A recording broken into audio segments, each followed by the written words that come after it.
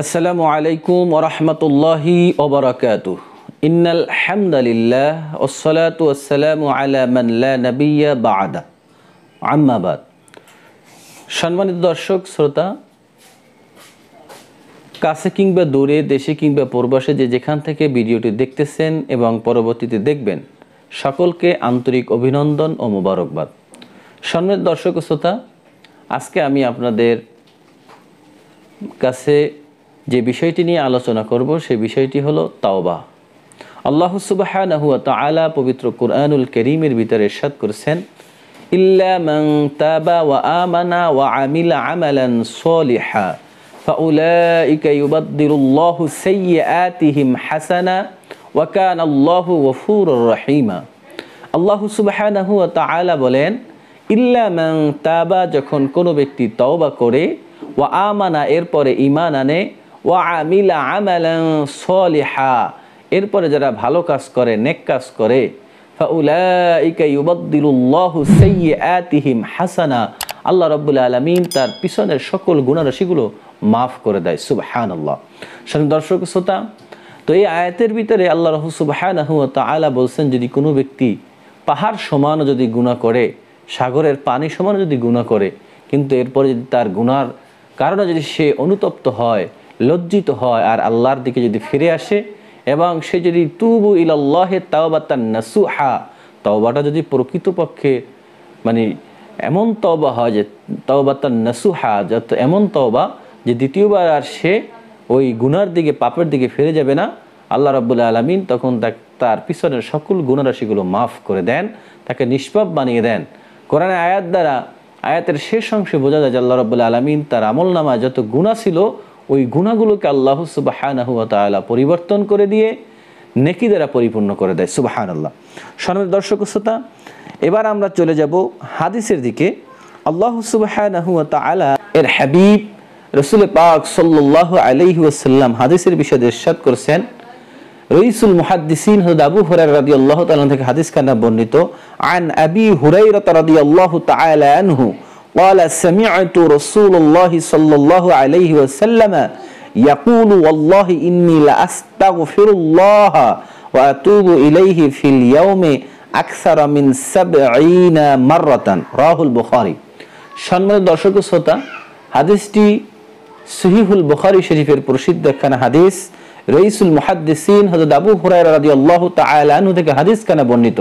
তিনি বলেন যে আমি রাসূল পাক সাল্লাল্লাহু আলাইহি ওয়াসাল্লামকে বলতে শুনেছি, তিনি বলেন যে আল্লাহর কসম, আমি প্রতিদিন 70 বারের বেশি বা 70 বারের অধিক আমি তওবা করে থাকি। সুবহানাল্লাহ।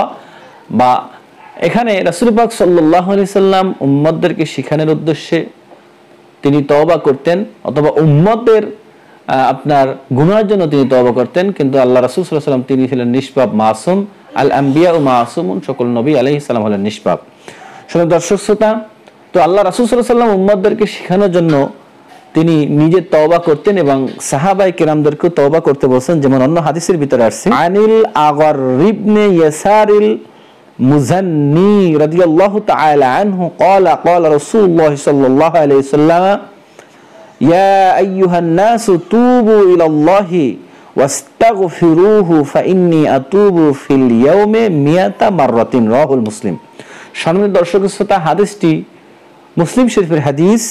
হযরত আগার ইবনে ইয়াসার মুজানি রাদিয়াল্লাহু তাআলা আনহু থেকে বর্ণিত, তিনি বলেন রাসূল পাক সাল্লাল্লাহু আলাইহি সাল্লাম বলেছেন, হে মানুষেরা, তোমরা মহান আল্লাহর নিকট তওবা করো এবং গুনাহ মাফ চাও। আমি প্রতিদিন 100 বারের অধিক তওবা করতাম। সুবহানাল্লাহ। তো এই হাদিসের ভিতর থেকে আমরা জানতে পারলাম যে রাসূল পাক সাল্লাল্লাহু আলাইহি সাল্লাম তার উম্মতদেরকে তওবা করতে বলেছেন এবং তিনিও 100 বারের অধিক তওবা করতেন। এরপরে আরেকটি হাদিস, আন আব্দুল্লাহ ইবনে মাসউদ রাদিয়াল্লাহু তাআলা আনহু قال قال رسول الله صلى الله عليه وسلم التائب من الذنب كمن لا ذنب له رواه ابن মাজাহ ওয়াল বাইহাকী শুআবুল ঈমান। সম্মানিত দর্শক শ্রোতা, হাদিসটি ইবনে মাজাহ শরীফের ভিতরে আছে, তারপরে বাইহাকী শরীফের আছে এবং শুআবুল ঈমান কিতাব গ্রন্থের ভিতরেও এই হাদিসটি আছে।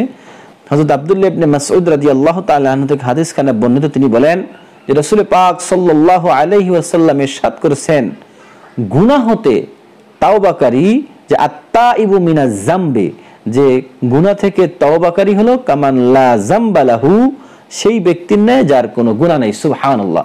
তো সম্মানিত দর্শক ও শ্রোতা, আমরা প্রতিটি মানুষই ব্যক্তি জীবনে কম বেশি গুনাহ আমাদের হয়ে থাকে।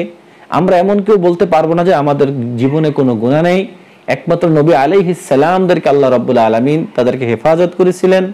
আল্লাহ রাব্বুল আলামিন তাদের দ্বারা কোনো গুনাহ সংগঠিত করার নেই। এজন্য আম্বিয়া আলাইহিস সালাম, নবী আলাইহিস সালামদের ক্ষেত্রে বলা হয় যে তারা নিষ্পাপ মাসুম। কিন্তু সকল উম্মতদেরই, সকল নবী আলাইহিস সালামের উম্মতদের এবং আমাদের প্রত্যেকেরই জীবনের কিছু না কিছু গুনাহ আছে। সগীরা হোক, কবিরা হোক, ছোট গুনাহ হোক, বড় গুনাহ হোক, শিরক, বিদআত, কুফরি, অর্থাৎ ছোট বড় গুনাহ সবার জীবনেই আছে। এজন্য আমরা আল্লাহ রাব্বুল আলামিনের দরবারে প্রতিনিয়ত সকাল সন্ধ্যা বেশি বেশি তওবা করব, ইস্তিগফার করব, আর আল্লাহর কাছে বলবো, আল্লাহ আপনি আমাকে ক্ষমা করে দেন। আল্লাহ রাব্বুল আলামিন আমাদের অবশ্যই এই তাওবার কারণে আমাদের সকলের জীবনের গুনাহ সেগুলো মাফ করে দিবেন। যাই হোক সম্মানিত দর্শক ও শ্রোতা, আল্লাহ সুবহানাহু ওয়া তাআলা যেন আমাদের সকলের জীবনের গুনাহ সেগুলো মাফ করে দেন। সেগুলো আল্লাহুম্মা আমিন। ওয়া আখিরু দাওয়ানা আলহামদুলিল্লাহি রাব্বিল আলামিন। আসসালামু আলাইকুম ওয়া রাহমাতুল্লাহি ওয়া বারাকাতুহু।